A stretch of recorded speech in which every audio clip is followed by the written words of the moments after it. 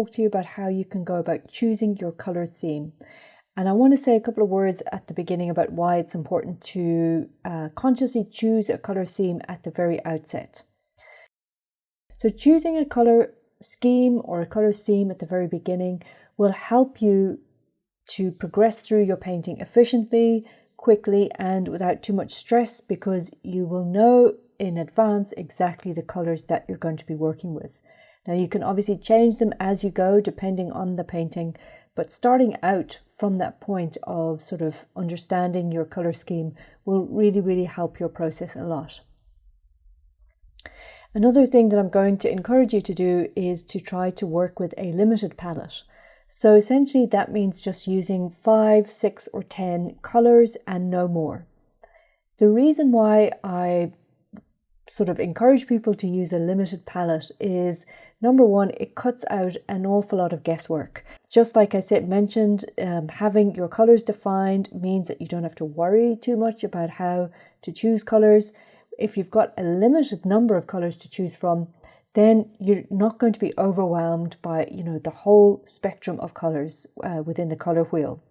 And it's very often said that if you place constraints on yourself as an artist, you actually help yourself, or let's say force yourself into making much more creative decisions than you would have normally. So just think about that as well. Working with a limited palette means that you have to come up with new and interesting color mixes between those very few color choices that you've started out with. A teacher of mine who taught me painting taught me that if you work with a limited palette, you open yourself up to a lot more creativity and a lot more experimentation than if you were just to use every single color or have the option to use every single color available. So there are a number of ways that you can generate your palettes from the outset and make a limited palette. What I want to do is show you a couple of ways. So you could pick, say, okay, I'm going to work with 5 colors, then I'll pull up the color picker and choose, let's see, it's a desert theme, so choose an orange or brown sort of color. And on a new layer, obviously, just paint in a swatch like this. So there's one color, and then I'll choose maybe a darker version of that, paint a little swatch beside it.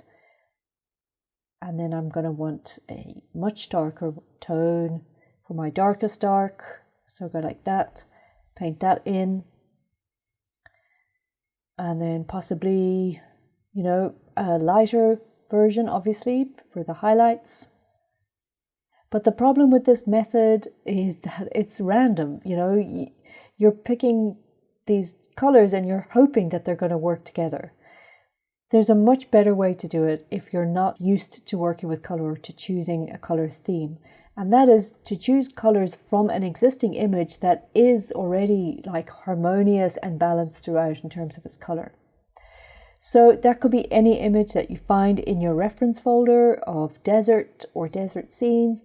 What I've done is I've left a photo that I took myself recently on a trip, and I'm going to use it to show you how you would generate your colors from an image.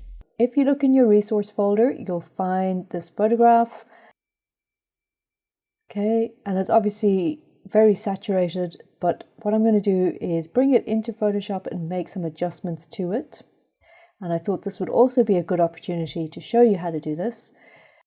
If I go up to image and adjustments, I can change the kind of, first of all, let's look at the vibrance. I can bring the vibrance of the image down.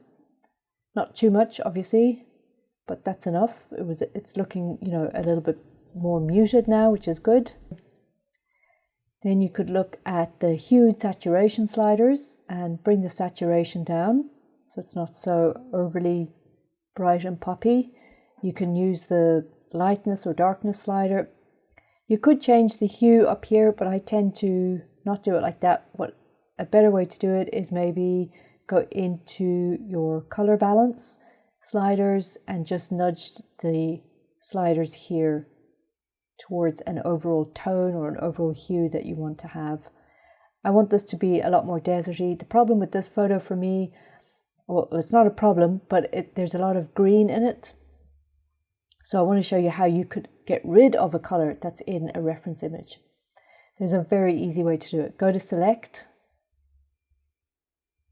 come down to Color Range, and then this eyedropper tool or the eyedropper pops up, and hover over the color and click down on the color that you are trying to sort of adjust. Then come over and there's another little eyedropper tool with a plus sign beside it. If you click on that, you can add to your selection. So I'm going to click around my image wherever I see that green, overly green color. And you can see in the thumbnail, it's pretty much all selected. Then click OK. And now this is my active selection. Now I can affect just that selection. So I'll go back into that color balance slider thing and wait, maybe might just do the hue saturation at this point, see if that works. So just even the slightest of changes will help. You don't have to go completely drastic on this hue slider, just a very small nudge in one of the directions will work. Will give you a nice, well, it's giving me the tone that I want, the kind of that browny range of browns. So that's good. So that's the image that I'm going to work with. I love the overall feel of that for the colors. I like the color scheme. I like the sky color particularly. The next step in the process, I mean, you could just pick your colors straight off of this, but there's a really much better way to do it. What I want to do now is just put a tiny little blur onto it. So go to Filter and choose Gaussian Blur. That's a very small little filter. What this is doing is just basically taking out definition. So it's not super defined, because it'll make the next step better. And then go back up to your filter and come down to, let's see, Pixelate and then Mosaic. So this is going to turn the image that I've got into those squares or blocks. And you can see that if I drag the slider up, the cell size gets bigger. And that's perfect because that means it's making the color information a little bit more readable and a bit more simple. So now I don't have a very complex image to work with. I've got a very simple tiled image, and that's perfect.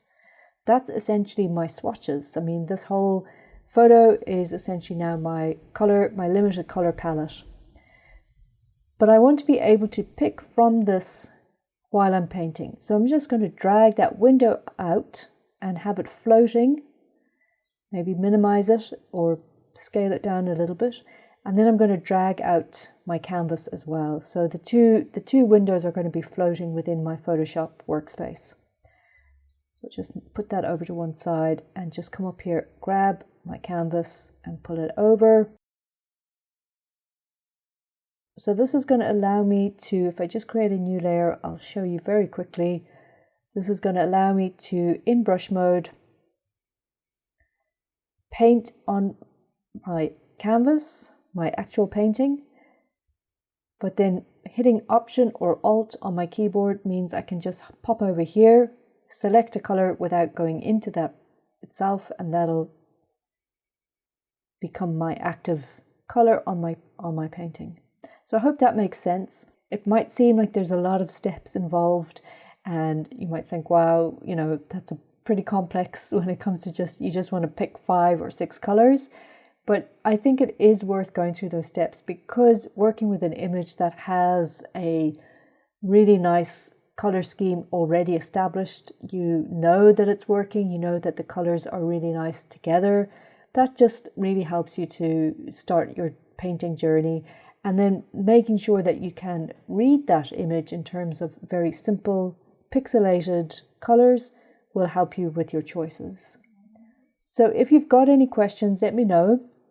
But from here on out, I'm going to start the painting process and start getting into the details and creating this final background piece. I'll see you in the next video.